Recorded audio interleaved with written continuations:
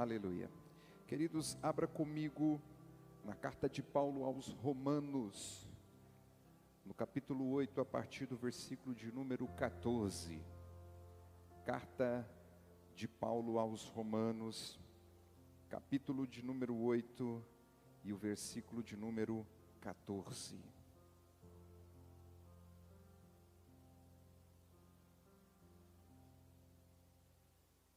Aleluia.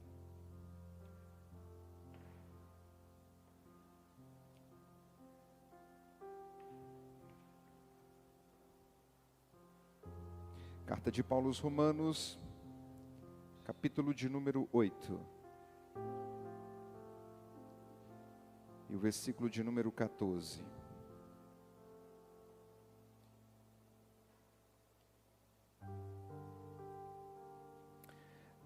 Aleluia. Antes de lermos o texto, vamos orar ao nome do Senhor. Pai, obrigado pela sua palavra que é fiel e verdadeira. Não há nenhuma palavra que se compare à sua. Ela é lâmpada para os nossos pés e luz para os nossos caminhos. Queremos te louvar pela tua palavra, te engrandecer, ó Deus, pelo cuidado que o Senhor tem conosco. E queremos te pedir nesta noite, abra o nosso coração, abra a nossa mente, para aquilo que o Senhor quer falar nessa noite, para que a nossa alma encontre vida e vida em abundância. Por isso, Deus, em nome de Jesus Cristo, abra o nosso entendimento, fale conosco aquilo que precisamos ouvir, e ao sair desse lugar, possamos encontrar, ó Deus, consolo na tua palavra, cura na tua palavra, e entendimento naquilo que o Senhor deseja. Obrigado pela vida dos meus irmãos, fique conosco nessa noite, em nome de Jesus. Amém? Diz assim a palavra do Senhor, Romanos capítulo 8, versículo 14. Pois todos os que são guiados pelo Espírito de Deus, são filhos de Deus. Porque não recebestes espírito de escravidão, para viverdes outra vez atemorizados, mas recebestes o espírito de adoção, baseados no qual clamamos, Abba, Pai. O próprio Espírito testifica com o nosso espírito, que somos filhos de Deus. Ora, se somos filhos, somos também herdeiros, herdeiros de Deus e co-herdeiros com Cristo. Se com Ele sofremos, também com Ele seremos glorificados. Quem pode dar glória a Deus por essa palavra nessa noite? Não, está fraco. Quem pode dizer glória a Deus? Aleluia, aleluia. Queridos, não existe um autor para a igreja que foi instituída em Roma. Não existe um fundador, melhor dizendo. Acredita-se que a igreja em Roma, ela foi iniciada, ela teve o seu início, quando cristãos visitaram Jerusalém, de todas as partes e províncias, em Atos capítulo 2, na festa de Pentecostes. Acredita-se que com a conversão de 3.000 pessoas, algumas dessas pessoas eram da cidade de Roma. Porque se você ler o contexto de Atos capítulo 2, você vai perceber que existiam pessoas de vários lugares. Dentre os lugares, Roma tinha os seus representantes ali em Jerusalém.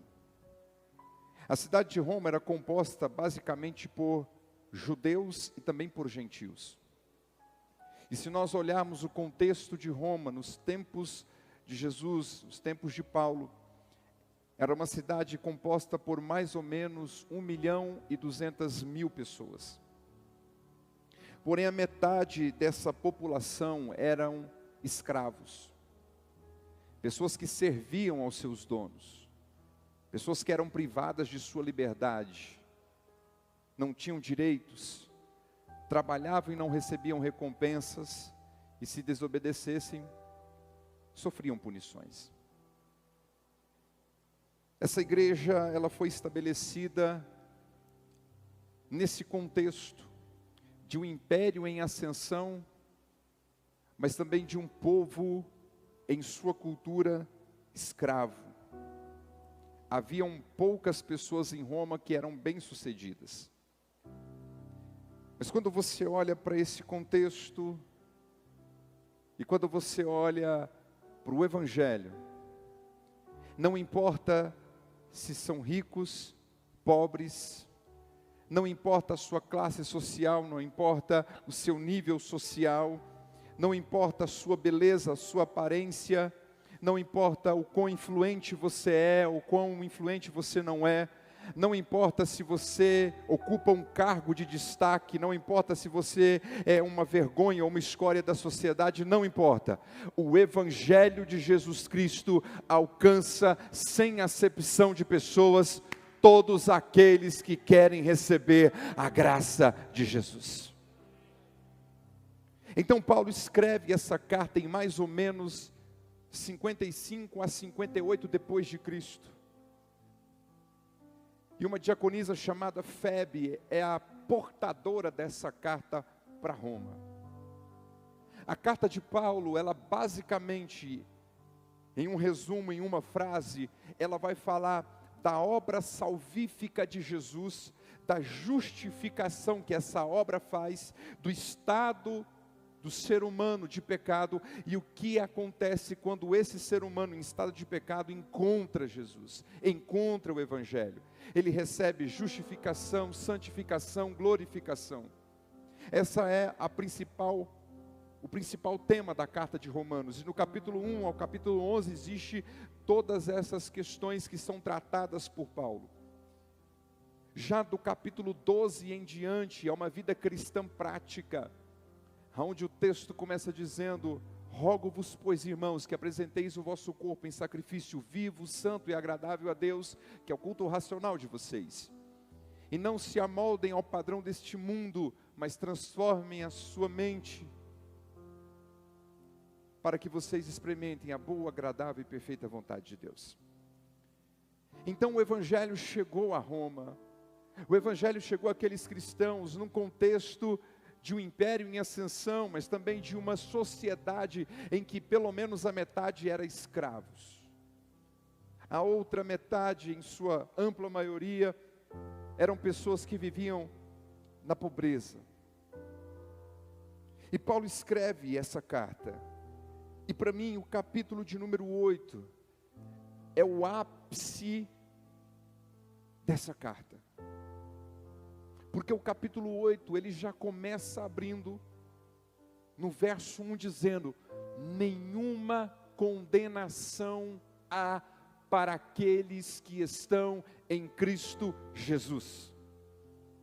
Aquelas pessoas que eram condenadas a serem escravas, as outras pessoas que eram condenadas a serem escravas da sociedade, a ser escravos da riqueza, a ser escravas do império, enfim, agora elas estavam conhecendo algo libertador chamado Jesus Cristo. E Paulo abre esse capítulo dizendo: quem está em Cristo Jesus, vocês não têm nenhuma condenação espiritual em cima de vocês. Porque vocês foram libertos pelo maior e mais precioso sangue vertido na cruz. Vocês foram alcançados pela magnífica e tremenda graça de Jesus. Vocês estão de pé pela maravilhosa misericórdia que habita em Deus. E discorrendo o capítulo 8, nós chegamos no versículo de número 14. Aonde o texto vai abrir dizendo: pois todos os que são guiados pelo Espírito de Deus são filhos de Deus. A proposta do Evangelho é mudar a vida do ser humano, a proposta do Evangelho é transformar o caráter do ser humano, o propósito do Evangelho é fazer com que aquele que era condenado tenha liberdade e acesse o dono da graça, através do sacerdote, pelo novo e vivo caminho chamado Jesus. E é por isso que Paulo vai dizer: gente, agora, vocês todos que são filhos de Deus, que entenderam a obra do Salvador e que aceitaram esse evangelho profundo, regenerador, vivificador, vocês são filhos de Deus. E vocês precisam entender que a partir do momento que vocês se tornaram filhos de Deus, existe alguém que guia vocês, e esse alguém que guia vocês é o Espírito Santo de Deus. E Paulo vai dizer: todos aqueles que são guiados pelo Espírito Santo de Deus, esses são filhos de Deus. Por que o Espírito Santo guia a igreja? Porque o Espírito Santo é o responsável por capacitar a minha e a sua vida a sofrer, superar tentações e provações. Então, uma das características dos filhos de Deus é ser guiado por esse Espírito e não ser induzido a pecar contra Deus através de tentações e não ser reprovado através das provações. Quando Paulo fala a respeito de ser guiado pelo Espírito Santo, eu consigo enxergar a figura de Jesus em Mateus capítulo 4, aonde o texto diz que Jesus foi guiado pelo Espírito no deserto. O que dá a ideia de que o Espírito Santo não é aquele que te conduz até a tentação, não é aquele que te conduz até a prova, mas é aquele que passa com você durante todo o teu deserto. É aquele que segura firme nas tuas mãos e diz: estamos juntos, vamos passar por essa, eu não vou te deixar, e você vai chegar do outro lado, em nome do Senhor.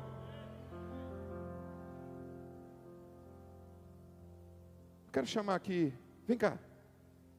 Esse menino tem uma barba de profeta. Olha só para você ver aqui. Que profundo. Sobe aqui.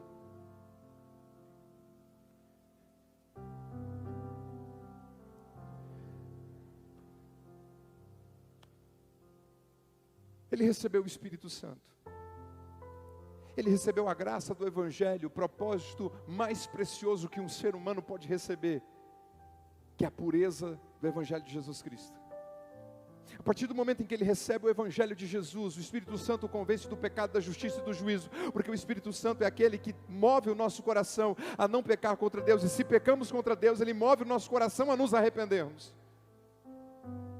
Existe um caminho para ele trilhar, existe um deserto talvez para ele passar, e quando Paulo usa o verbo guiar,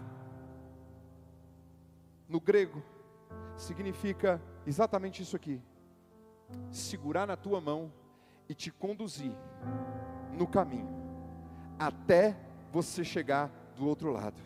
Mesmo se você tentar se desviar, o Espírito Santo te puxa.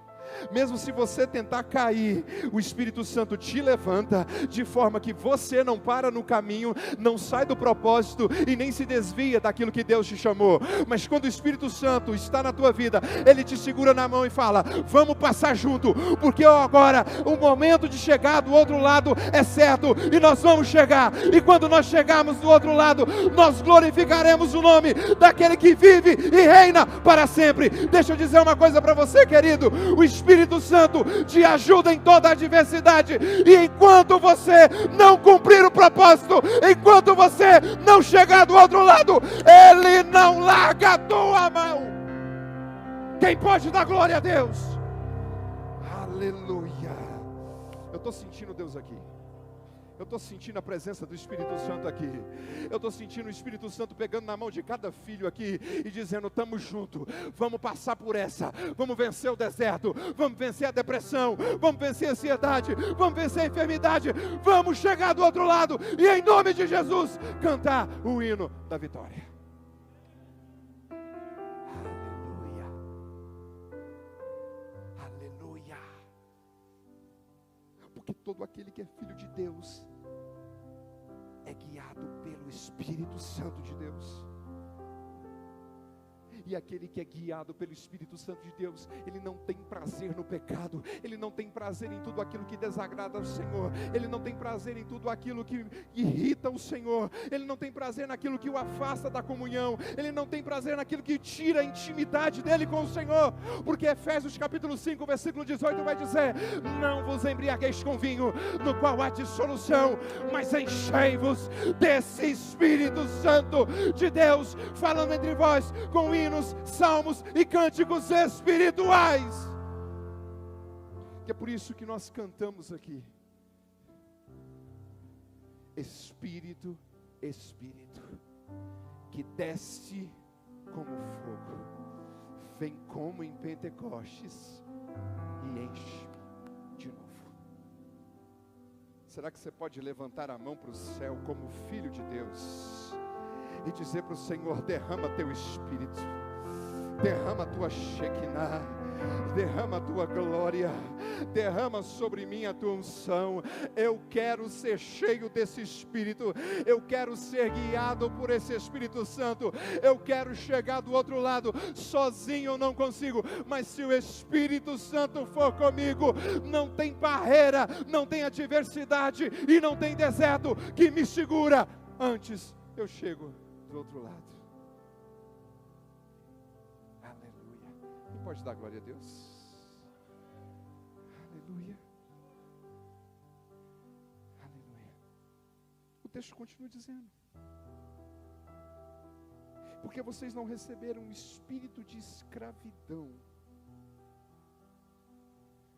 para viverdes outra vez atemorizados, mas vocês receberam um espírito de adoção.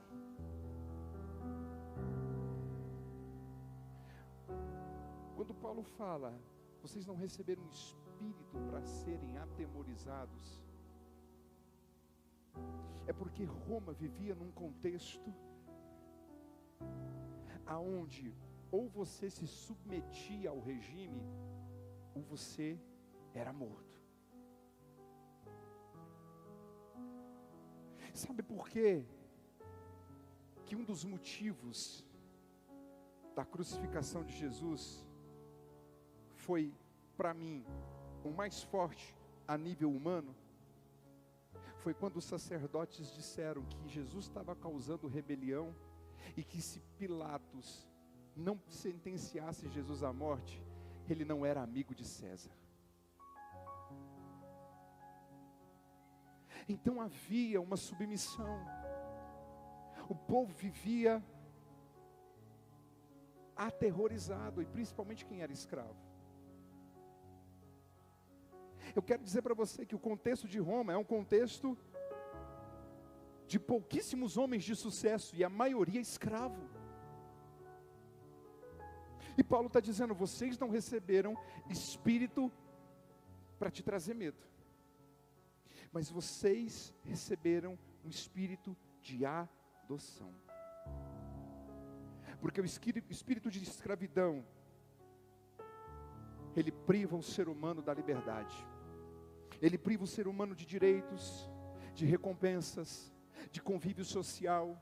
O escravo não tinha direito nenhum, o escravo não tinha herança nenhuma, o escravo não tinha promessa, não tinha propósito. O escravo era escravo, vivia o hoje sem saber que chegaria o amanhã, porque a vida do escravo pertencia ao seu senhor, e o seu senhor fazia do escravo o que ele queria. Se o senhor quisesse matar o escravo, ele matava. Se ele quisesse castigar o escravo, fazer o que ele quisesse, ele fazia. O escravo não tinha vontade própria, ele não tinha direito. Aí Paulo está dizendo: vocês não receberam o espírito para trazer medo a vocês, mas vocês receberam um espírito de adoção. Na época, existia, nos termos legais da justiça, o processo de adoção, aonde a família que queria adotar uma criança precisava levar com ele pelo menos 7 testemunhas. Para que diante dessas testemunhas fosse afirmado que aquela criança agora pertencia a essa família e que num ato legal isso não poderia ser desfeito de qualquer jeito. Aí Paulo fala: vocês não receberam um espírito de medo, mas vocês receberam um espírito de adoção. A ideia aqui é de um pai, de uma mãe, que foi em busca de uma criança, que talvez foi rejeitada, que talvez foi abandonada, e que diante desses fatores, sejam eles quais forem, o pai está ali para adotar a criança, e aquela criança adotada, ela tinha exatamente os mesmos direitos de um filho de sangue. Quando Paulo fala isso, vocês receberam o espírito de adoção, ele está dizendo: vocês eram rejeitados, vocês eram abandonados, vocês não tinham valor qualquer, vocês eram escravos, mas quando o evangelho da graça chegou no âmbito espiritual, vocês foram tirados dessa posição de escravos, de rejeitados, vocês foram adotados por Deus, através do sangue de Jesus Cristo, e a partir dessa adoção, vocês se tornaram filhos, e não tem nada que pode mudar isso em vocês, porque agora vocês fazem parte da família de Deus. E olha só, João capítulo 3, versículo 16 diz: Deus amou o mundo de tal maneira que Ele enviou o seu único filho, Filho unigênito, para que todo aquele que nele crê não pereça, mas tenha vida eterna. João está falando que Deus enviou o seu Filho unigênito, ou seja, o único do seu tipo. Mas lá em Hebreus capítulo 1, verso 6, diz que Ele é o primogênito. Ele desceu como filho unigênito, mas quando Ele subiu como primogênito. Enquanto a palavra unigênito significa único do seu tipo, a palavra primogênito significa o primeiro de muitos. Olha para o seu irmão, olha para a tua vida, e você pode agora enxergar os muitos filhos de Deus que vieram após de Jesus. Você é filho de Deus, você é amado do Pai, você tem investimento do céu, a sua vida custou o preço de sangue. É por isso que Jesus é o primogênito, e eu e você somos os muitos após Ele. Oh glória! Agora segura aí. Sabe por que o diabo tem raiva de você? Não é porque você usou uma boa roupa para vir para a igreja hoje, não. Sabe por que o diabo tem raiva de você? Não é porque você tem um bom calçado e está vestido bem aqui dentro da igreja, não. Sabe por que o diabo tem raiva de você? Não é porque você tem um bom trabalho, não é porque você tem um bom emprego, não é porque você tem um plano de saúde que o diabo tem raiva de você, não. Sabe por que o diabo tem raiva de você? Não é porque você talvez está na casa de passagem. Sabe por que o diabo tem raiva de você? Não é porque às vezes você, esses dias, esses meses não está bem financeiramente, talvez esteja passando por alguma dificuldade. Sabe por que o diabo tem raiva de você? Não é porque você acredita em Deus, porque isso até ele acredita. Sabe por que o diabo tem raiva de você? Não é porque você veio aqui hoje para ouvir uma palavra da parte de Deus, não. Sabe por que o diabo tem raiva de você? Ele tem raiva de você porque Jesus tomou o teu lugar. Ele tem raiva de você porque aquilo que você não podia fazer, Jesus fez por você. Sabe por que ele tem raiva de você? Porque você foi alcançado pela graça. Sabe por que ele tem raiva de você? Porque você tem um endereço te esperando. Jerusalém celestial é o teu destino. Sabe por que ele tem raiva de você? Porque você tem a ajuda do Espírito Santo para vencer toda e qualquer adversidade. Sabe por que ele tem raiva de você? Porque você é lavado, remido no sangue do Cordeiro. Sabe por que ele tem raiva de você? Porque ele não pode mudar isso na tua vida. Aleluia. Quem pode aplaudir o nome dele aí? Vai. Vocês estão aqui comigo ou não estão? Pode aplaudir o nome dele. Você foi salvo e feito filho para a glória e honra do nome do Senhor. Aí o texto diz: vocês não receberam o espírito de escravidão para viverdes outra vez atemorizados, mas recebeste o espírito de adoção, baseado no qual clamamos: Abba, Pai. Paizinho querido. A criança que era adotada tinha os mesmos direitos do filho de sangue. Você está entendendo a grandeza disso? Você é filho por adoção, mas você tem o mesmo direito de Jesus. Você está entendendo a grandeza disso aqui?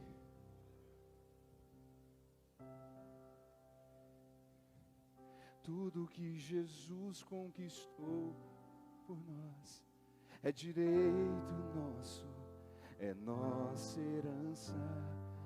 Todas as bênçãos de Deus para nós, tomamos posse, é nossa herança. Toda a vida, todo o poder, tudo que Deus tem. Diga mais forte.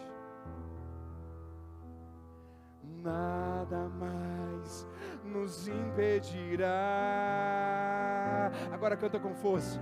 Maior é o que está em nós.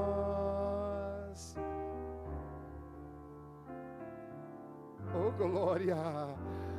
Maior é o que está em nós do que. Entendeu? Maior é o que está com você. Quando Paulo fala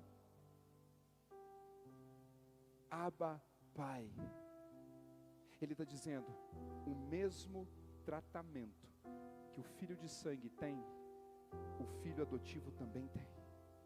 Isso significa que você pode chegar com intimidade diante da presença de Deus, que você tem acesso à sala do trono, que você pode orar em qualquer momento da sua vida e da sua história, que Ele vai te ouvir, porque Ele é um bom Pai e Ele não está afastado de você. Quando você chorar e gemer, o teu Pai vai ouvir. Quando você estiver em aflição, o teu Pai vai te acudir. Quando você estiver no dia mau, o teu Pai vai te assistir, de forma que você não será desamparado. Eu quero contar um testemunho aqui para edificar a tua fé. Porque talvez você ora a Deus e pensa, Deus não está me ouvindo. Deus está te ouvindo sim. Algumas semanas atrás, eu pedi para que a igreja orasse por uma priminha minha de 10 anos de idade, que estava com suspeita de câncer no intestino. E ela precisava fazer uma cirurgia porque o tumor estava obstruindo a passagem do intestino e comprimindo o rim.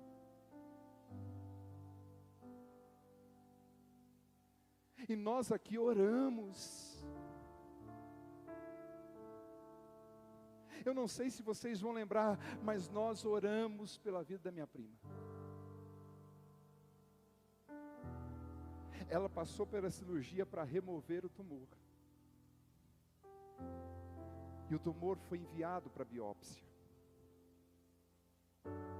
Mas sabe aquele Jesus que você orou, que eu orei, que nós clamamos pedindo a Ele por cura?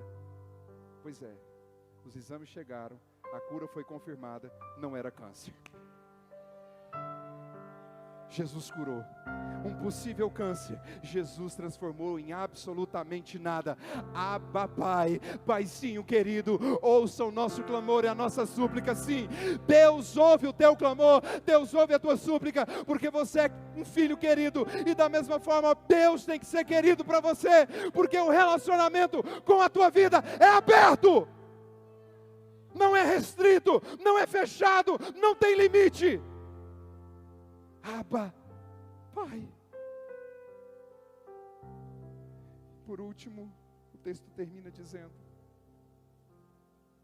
o próprio Espírito testifica com o nosso espírito que somos filhos de Deus. O primeiro Espírito com letra maiúscula e o segundo Espírito com letra minúscula. Da mesma forma que tinham testemunhas para confirmar a adoção de uma criança naquele tempo, da mesma forma o Espírito Santo é a testemunha ocular de que você foi marcado com a marca de Cristo. Você foi selado com o selo da graça.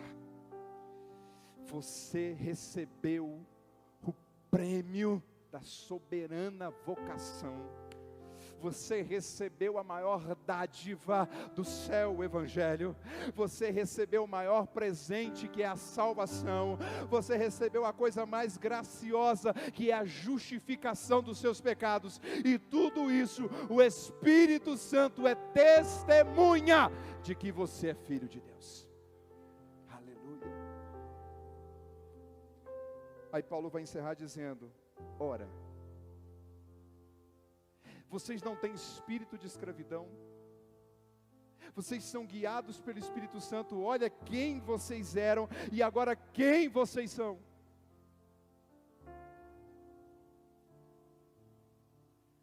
E aí Paulo vai dizer: ora,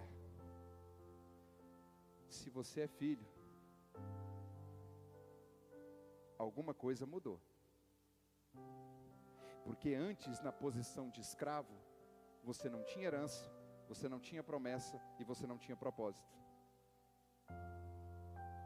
Você não tinha liberdade, você não tinha convívio social, você era privado dos seus direitos, você não tinha direito nenhum. Mas agora você é filho, você não é mais escravo. Então quem antes era preso, agora é livre. Vocês estão aqui ou não? Vou dizer de novo: quem antes era preso no pecado, agora é livre pela graça. Gálatas capítulo 5, versículo 1: para a liberdade foi que Cristo nos libertou. Se antes você vivia amarrado, agora você tem vestes novas, que simbolizam a tua santificação. Se antes você era privado do alimento, agora você tem o mais precioso alimento, que é muito melhor do que o mel. São mais desejáveis do que o ouro. A palavra de Deus. Se antes você não tinha direito, agora você tem. Porque quem tem herança, quem é herdeiro, tem direito. O texto está dizendo: ora, se somos filhos, somos também herdeiros, herdeiros de Deus e co-herdeiros com Cristo. Então, peraí, você era escravo, você não tinha direito, você não tinha herança, você não tinha promessa, você não tinha propósito. Mas quando Ele pagou o preço por você, te resgatou do império das trevas, te trouxe para o reino do Filho do seu amor, agora as coisas mudaram para você. É motivo de você se alegrar, é motivo de você dar glória, é motivo de você dar aleluia, é motivo de você vir a um culto como esse e não ficar com o braço abaixado e com a boca fechada, mas sim de levantar a mão e dar glória a Deus, porque agora quem era escravo não é mais, quem era amarrado não é mais, quem era escória da sociedade não é mais, quem era aquele que era vergonhoso não é mais, quem era sujo vivia na senzala, agora não vive mais, agora senta na mesa do rei, come da mesa do rei, se alimenta da preciosa palavra do rei, tem herança, tem promessa, tem propósito, está entendendo a grandeza do Evangelho sobre a tua vida? Quem pode dar glória? Não, quem pode dar glória aí, vai, levanta a mão e glorifica, porque Ele mudou o teu estado de miséria para um estado de filho, sentado na mesa do rei, desfrutando do palácio real. Deus mudou a nossa história, por causa do grito que foi dado na cruz, quando Ele disse: está consumado, está pago. Tetelestai, você perdeu Satanás, todo o império das trevas perdeu. Eu comprei com o meu sangue, é povo exclusivo meu, sacerdócio real, povo santo, filhos de Deus. Isso o diabo não muda. Aleluia. Lá na cruz, meu passado, minhas dores e aflições, lá na cruz, minha vitória, nova vida, nova história, sangue derramado, preço que foi pago. Cante comigo. Por amor a mim, poderes ou palavras, nada se compara ao grito que foi dado, está consumado. Oh, oh, oh, oh, oh, oh, oh, oh, oh. Quem pode, fica em pé. Oh, oh, oh,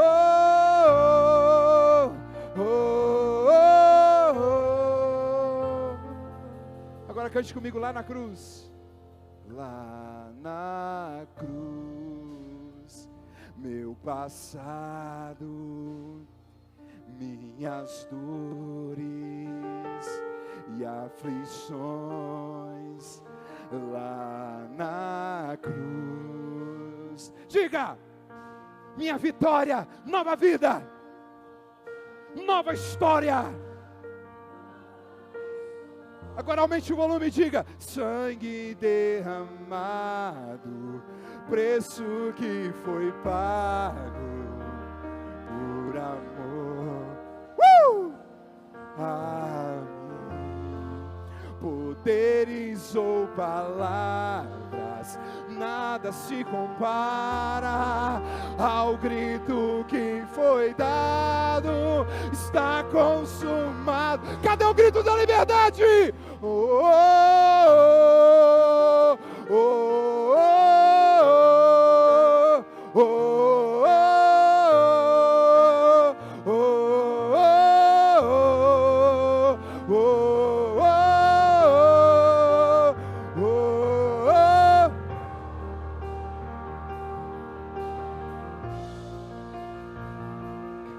Agora diga: filho de Davi.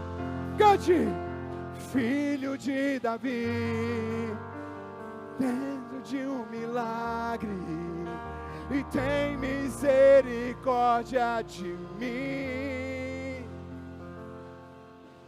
Quebra as correntes, cura minhas feridas, o grito já foi dado na cruz. Oh, filho de Davi, preciso de um milagre, tem misericórdia de mim.